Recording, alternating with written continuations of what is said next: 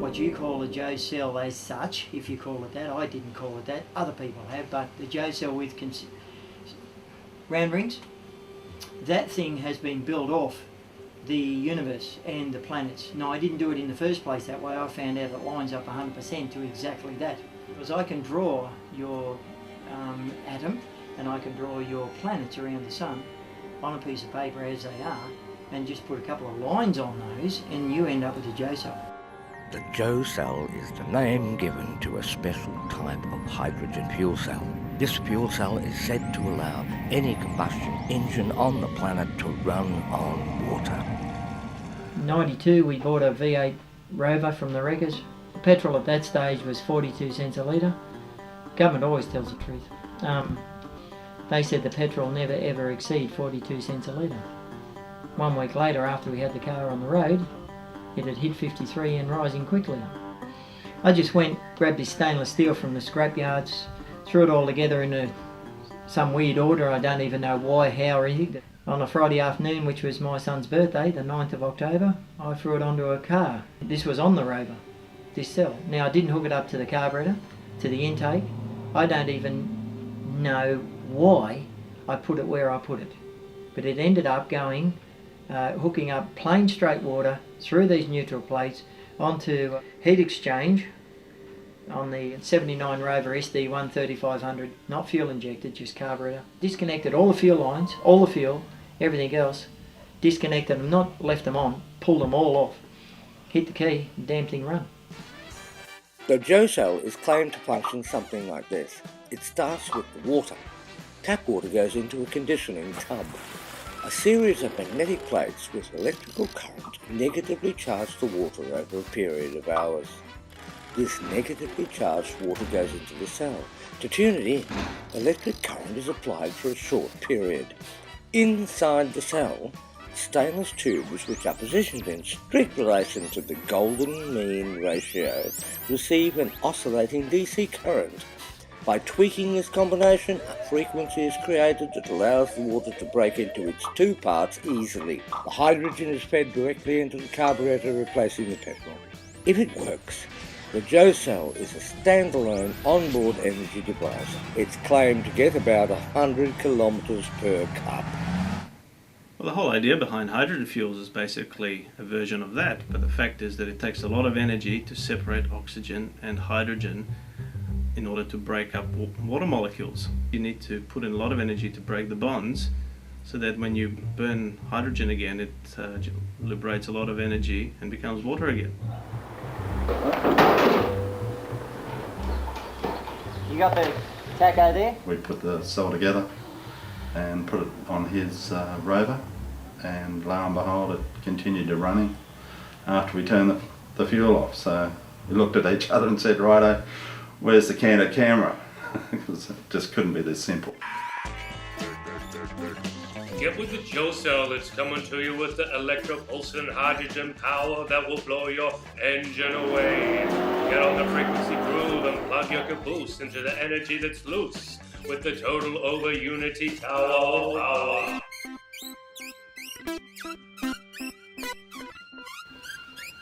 I'd never done a day's science. I don't know anything about hydrogen, oxygen gas as such.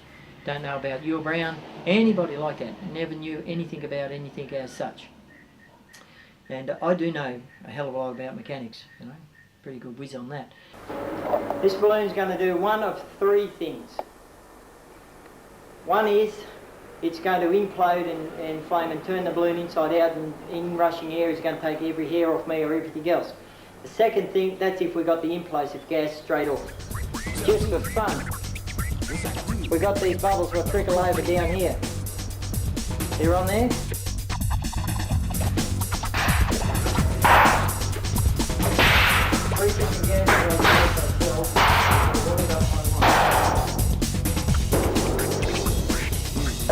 yellow flames to it. So the blue fragmented, and we've got a frequency in it which is hydrogen. That's a low negative wave. This is power on. This is dead straight plain water.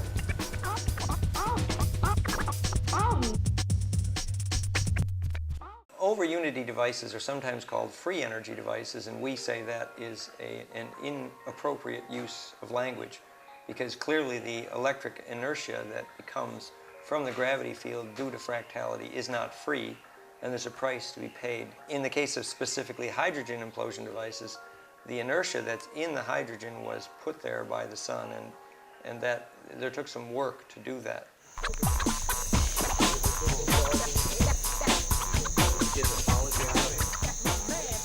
If you have that above the water in that cell, she will only suck up any water or splashes to that. Okay? But there's a different thing happens if you put charge to that. We disconnected all the means of petrol getting into the carburetor. Yeah. There's no petrol getting the carburetor, there's no return garbage to the tank. That was disconnected. We run it completely dry. We purged the bowl of the carburetor with negatively charged water. We actually poured water into the float chamber of the carburetor and cleaned it out. We give it a long time to really clean it out, make sure it wouldn't fire.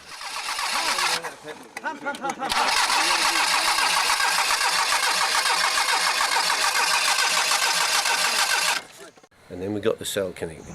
Tell me what happens if you retard the timing. Well, what's the difference between my water and your water? It's charged. Go and get your water and stuff on there where you planted the foot, you lost Phil, your best water, mate. What's lubrication in your foot? That's what I got, and he said it was wrong. Both works its charge in the opposite damn direction because all the... You said the positive is on the inside. No, but what I'm saying is this cable is supposed to be up here. No, this is the best middle pocket water, huh? Yeah, it's a and they're normally set on top dead centre, but we took it to not with this. It's going to change the frequency in that block.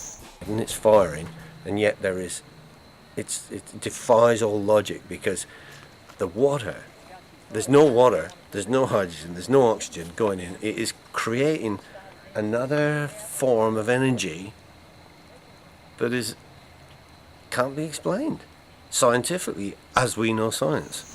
Okay, and that normally occurs 180 degrees and they'll still fire. Put the spark plugs back to the sun and you're still running the car. But it did fire 180. No. I don't want nobody else touching the car. Alright. Does that make sense? Yeah. We in neutral? Yeah. Joe is very sincere. He's very mechanically intuitive. He's not educated in a formal sense, but he has evolved his mechanical intuitions. From his perspective, he's assembling what he calls an octahedral magnetic field, which I would call phase conjugate. So the opposing conic approaches of magnetic flux lines creates a kind of conic center, what I call phase conjugate or implosive. So I have been teaching about how capacitors can phase conjugate, for example, how an egg makes life. He has done that magnetically.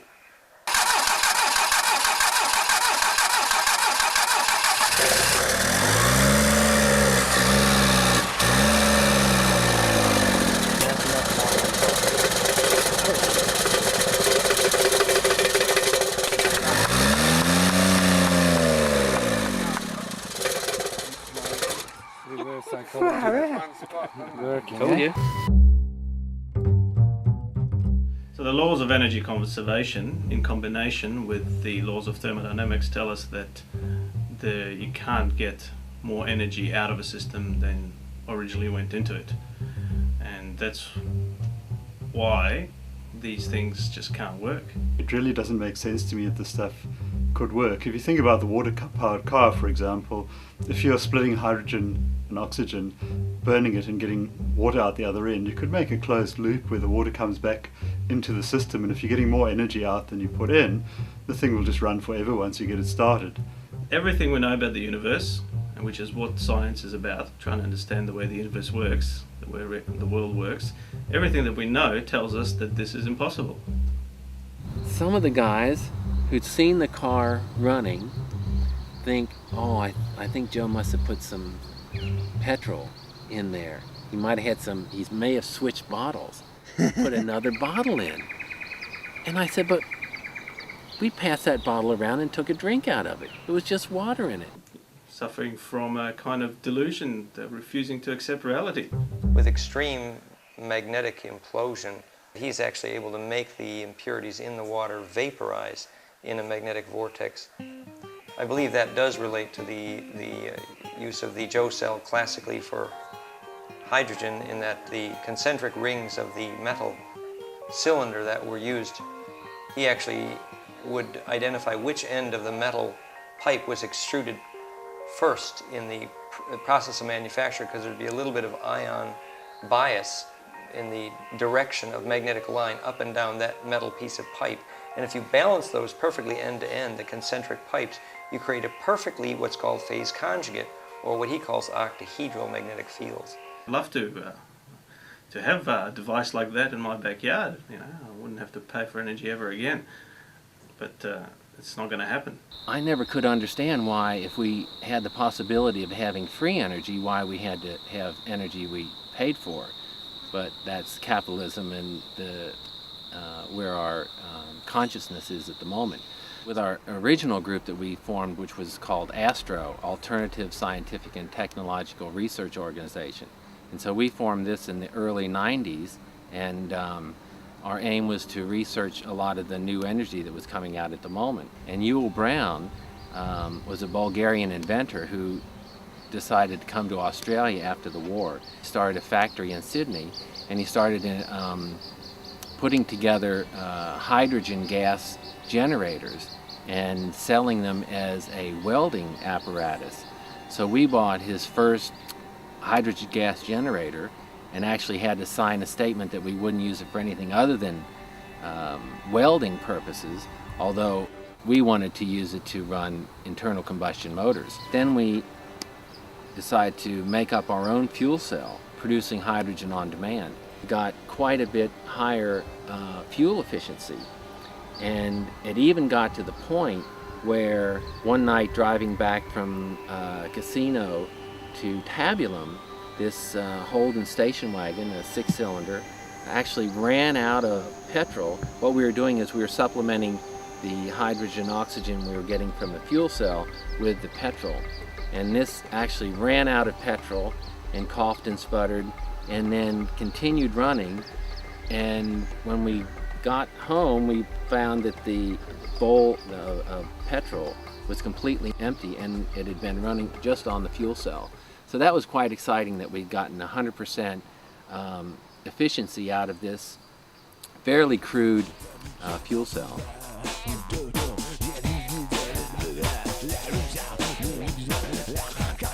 What happened after that was we started telling friends about it, and they started to have some success.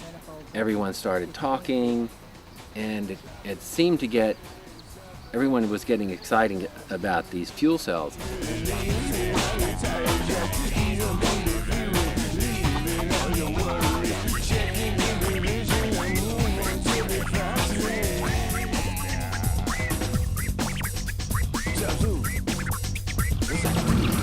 Once it's charged, fully charged. That's just still normal average then. Yeah, so we've got a pressure gauge. Yeah, in the morning, I get a bang on the door. It comes out in my dressing gown. Here's Professor Ron Davis, who apparently wrote up all the science for Yul Brown on Brown's gas, hydrogen and oxygen gas. And he's fronted at me doorstep, and he's driven from Sydney all night long. I'm Professor Ron Davis. I said, huh? You know, hydrogen, oxygen gas, Yul Brown, Brown's gas? I said, sorry. And don't know what you're talking about. He said, anyway, by the way, he said, I heard that you got a car running off water. Yeah, well, whatever. Yeah, I did. Yeah. He said, could I have a look at it? I said, sure. So went out the back and everything else and so on. He's supposed to know all this stuff. So here's this big long cylinder you can see plain water up into. It's got a glass end and everything else. And so we hooked it up to the car, hit the key. He checked everything that had no fuel and everything else, so on. Fired it up, and that surprised him. I said, you know what's in the tank? Nothing. You know there's no lines connected? Right? We go for a drive.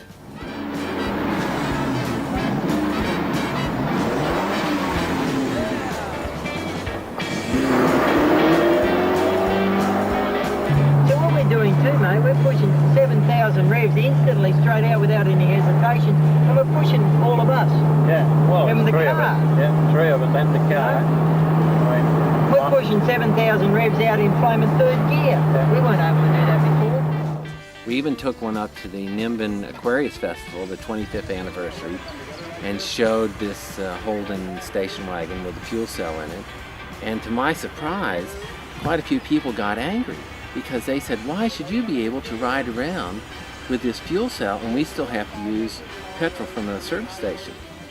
But a couple of the guys up there said, oh, your fuel cell is a lot more efficient than ours. You know, you're not bow bouncing, you're not losing out, you just...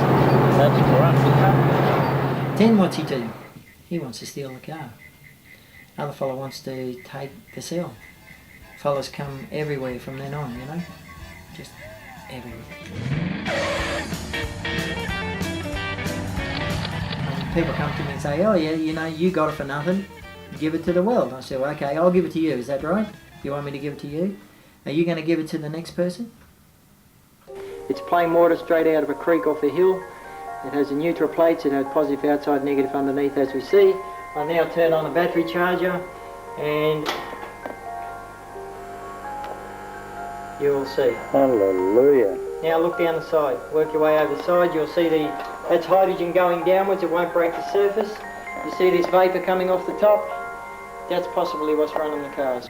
Whoever the guy is, Joe, never put one side up. Never wrote any single thing. Never gave one person any permission, any time, ever, to write anything about him. I didn't do it for making money off. Never charged anybody for any of it yet. Barry Hilton, Ian Haken, still selling things now on me for years. Wrote books on me and everything, got the information wrong. The Joe cell, as used by its creator, takes quite a tangent from logic. Rather than feeding the hydrogen into the carburetor, the pipe is stoppered at the end and inserted into a piece of plastic tube. The engine is tuned into the Joe cell frequency, allowing it to run on a universal power some call zero-point energy. However, the scientific community call it pure fantasy, and never the twain shall meet. What we're doing is setting up a frequency generator. This thing here seems to output something what tunes in the vehicle and makes it run.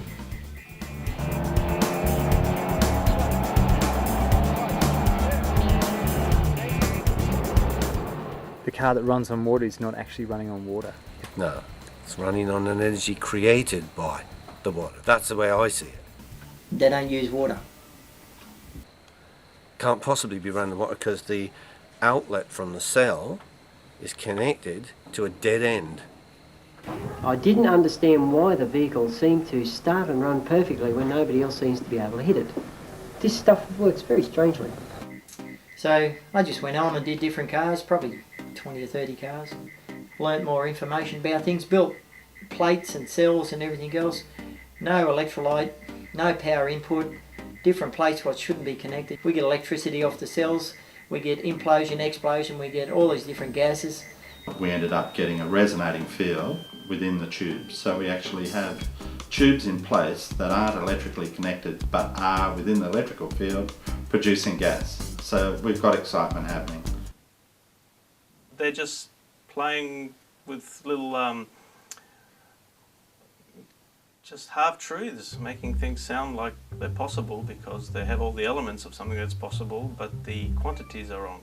What happened with the RTA was to get the hydrogen fuel cell approved by them, they wanted to have a couple of cells in new cars that they could test crash.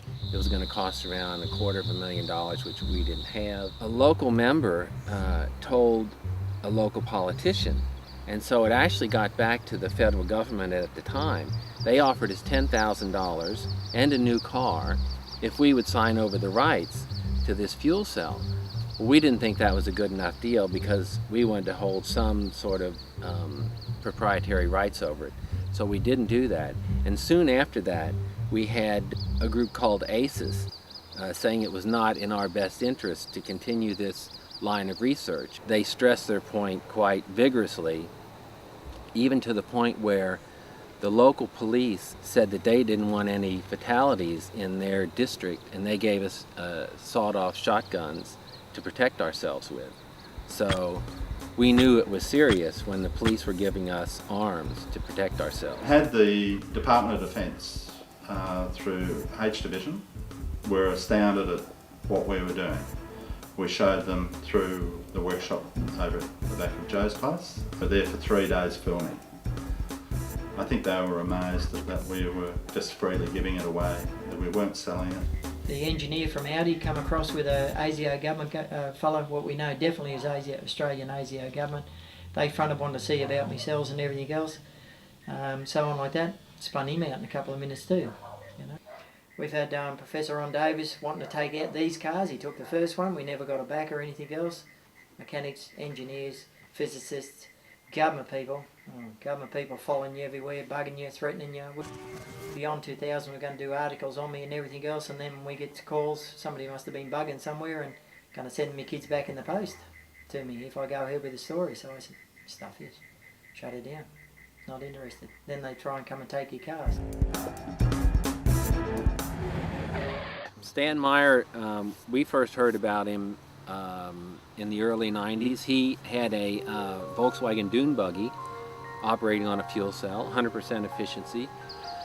So I went over to visit him and see his factory in Columbus, Ohio. He not only had cars and buses running on this fuel cell, he actually had a Commander 13-seat jet. So Stan Meyer said he wasn't too afraid of the powers that be, and he was going to go ahead and develop his fuel cells anyway, especially since he had discovered the frequency which would split water easily. But unfortunately, he was eating in a restaurant. He got up, he said, "I've been poisoned." He walked outside, he keeled over, and he died. Within 2 years, we had lost 3 major inventors. We lost Bruce De Palma, we lost Stanley Meyer, and we lost Yul Brown. So even to this day, this fuel cell research is not strictly legal and not allowed to come out. My challenge to people who say they can do this sort of thing is bring it along to university and show it off to the professors of physics and engineering and so on, demonstrate it to a skeptical audience, show us it can actually work. There's going to be a whole bunch of Nobel Prizes for showing all the stuff can actually work. I, for one, would be really fascinated to see, you know, just about everything we know about physics being overturned. So bring it on. We could run almost all of our internal combustion and directly on implosive hydrogen, rather quickly, easily, and directly. So the lessons here are good, and civilization might even make it if we could teach the principle. And for someone who has seen this and still believes there might be some sort of trick involved, maybe their consciousness is not ready to accept this. Not interested in making the dollar, not interested in the business, not interested in the fame and glory whatsoever, at all. Don't want to go down like they said in history as a famous guy this time. It's like Thomas, you know, putting his finger into Jesus, you know, into the wound. You know, he sees it, he knows Jesus died on the cross, but he still doesn't believe it until he puts his finger in there. Don't want to go down the ground, don't want to go down history, don't want to be known. A simple guy, don't care.